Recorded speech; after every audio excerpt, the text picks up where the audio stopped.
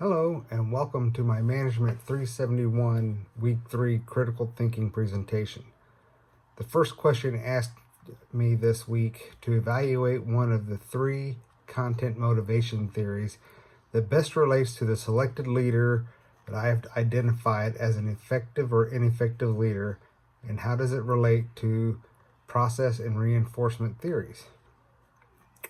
I have chosen Herb Keller as my model for an effective leader. Herb was the co-founder, CEO, and later Chairman Emeritus of Southwest Airlines. Under Herb's leadership, Southwest succeeded by a strategy of offering low fares to its passengers, eliminating unnecessary services, using a single aircraft type, and avoided the typical hub-and-spoke scheduling system that was favored by other airlines.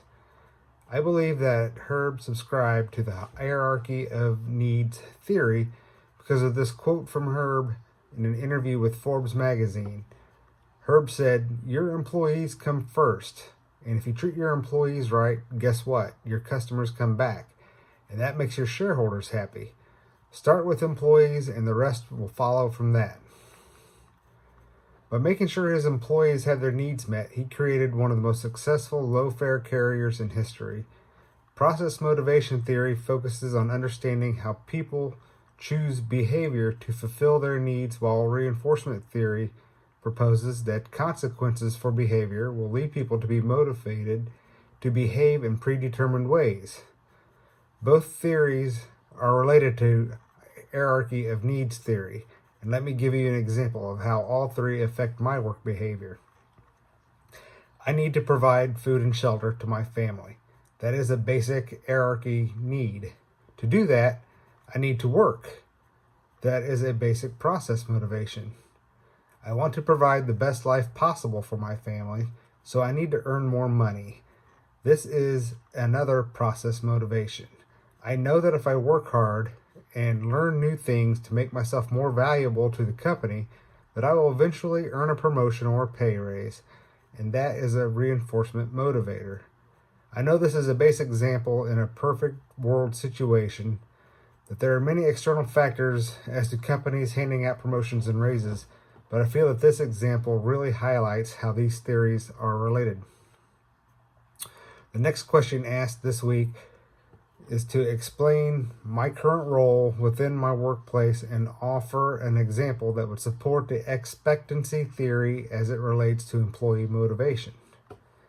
Expectancy theory proposes that people are motivated when they believe they can accomplish the task, that they will get reward, and the rewards for doing the task are worth the effort. Okay, so here's something that I encountered recently.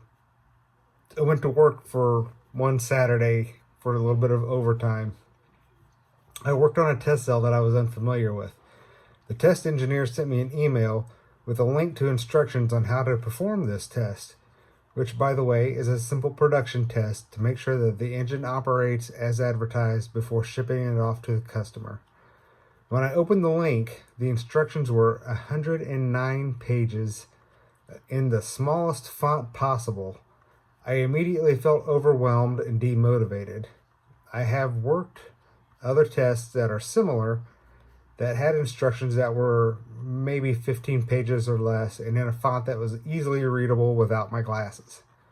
The reward in this case was getting a sense of accomplishment by getting an engine tested and sold to the customer, which leads to positive revenue for the company.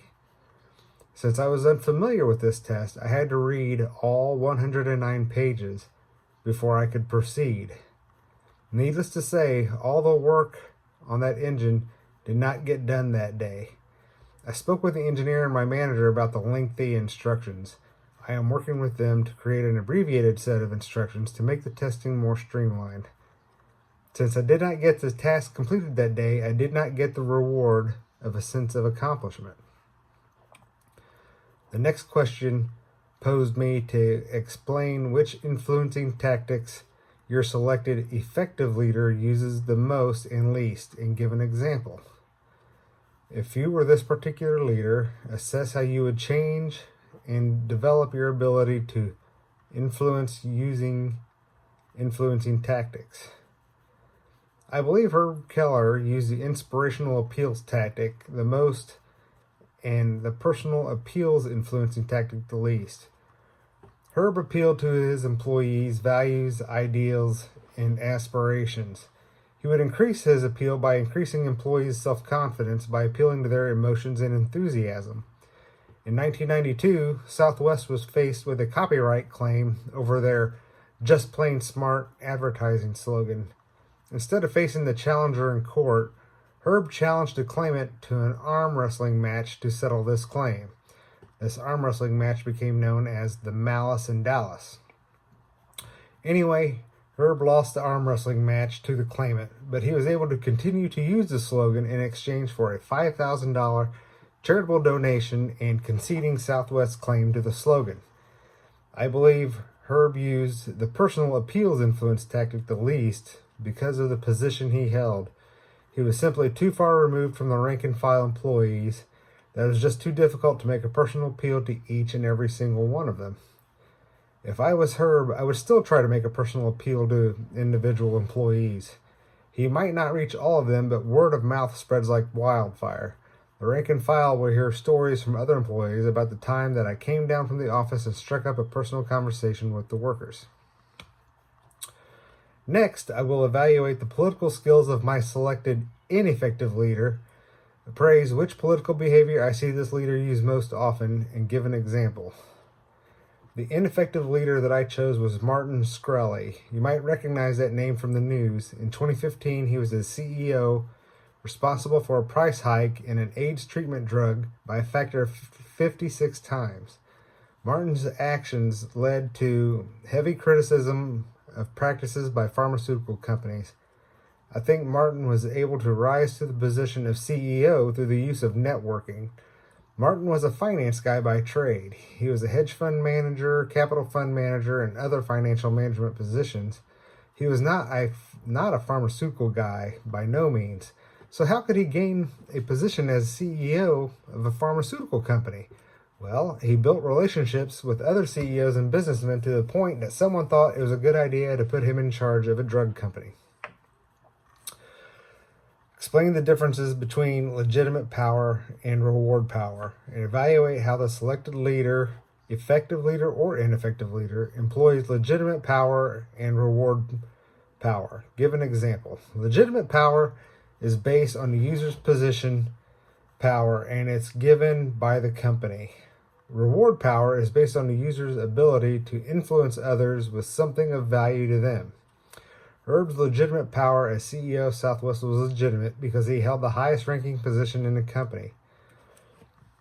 But Herb's real power was reward power because he was very influential with his employees. Herb once said that the essential difference in service is not machines or things. Rather, the difference is minds, hearts, spirits, and souls.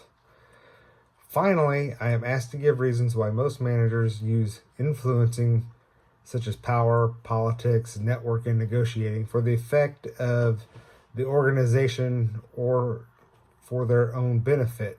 Compare the relationship between power and politics. Explain what can be done in my current role or prior role to help managers be more ethical in influencing others. I feel that the reason most managers use influencing for their own benefit is because we as humans are often stuck on our own hierarchy of needs. When we are at the bottom, we struggle. We fight and claw for everything we get because we need it to survive. As those get met and we start to climb to positions of power, we never forget the struggle. We never want to go back to square one. We stay in a perpetual state of survival mindset so that we don't have to. That fear of losing it all soon morphs into greed because we want more and more. The difference between power and politics is that politics is what we use to gain power. To help managers be more ethical in influencing others is to ask them what they stand to gain from it. Often people need to say their motivations out loud so they can hear how it affects those around them. If the reasons are self-serving, it is hard to rationalize. If the reasoning is altruistic, then it makes influencing others a simpler task. That is all for this week, and I want to leave this presentation on another quote from Herb Keller. A company is stronger if it is bound by love rather than fear. See you next time.